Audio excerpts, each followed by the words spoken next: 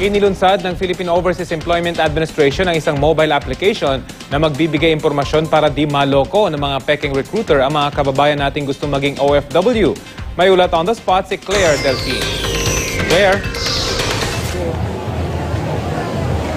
Rafi, patuloy pa rin daw na tumataas ang demand ng ibang bansa sa mga Filipino worker.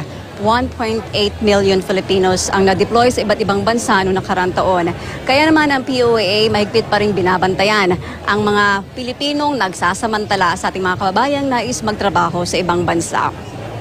Inilunsad ngayong araw ang bagong POAA app na libreng na ida-download sa mga smartphone. Sa POAA app, agad-agad nang makukuha ang mga o ng mga would-be OFW ang mga impormasyong mahalaga para hindi sila maloko ng mga illegal recruiter. Makikita rito kung sino ang mga legal na recruiter, yung mga suspended at tinanggal sa listahan. Makikita rin kung ano naman ang mga valid job order. Maaari ring idaan sa app na ito ang mga tanong o di kaya mga sumbong na gustong idulog sa POAA. Agad raw itong aaksyonan ng POAA. Bukod sa POAA app, maaari ring mag-log on sa accounts ng POAA sa Facebook at Twitter at sa website nito na www.poea.gov.ph.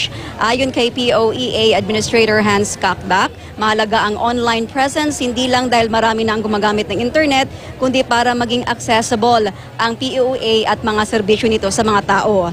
Hanggang 3,000 overseas jobs ang ino-offer sa isang job fair na kanilang binuo. Karamihan ng mga job fair nito ay para sa construction, oil and gas and hotel industries sa Middle East at sa mga karatig bansa na Malaysia, Brunei at Singapore. Para sa new graduates, payo ng POAA sa kanila, huwag munang mag-abroad, maglingkod daw muna sa Pilipinas. Kaya sa job fair na ito, may mga local jobs din mula sa 60 participating companies. At Rafi, hanggang bukas ang job fair na ito dito sa Mega Mall from 10 a.m. hanggang 5 p.m. Rafi. Maraming salamat, Claire Delphine.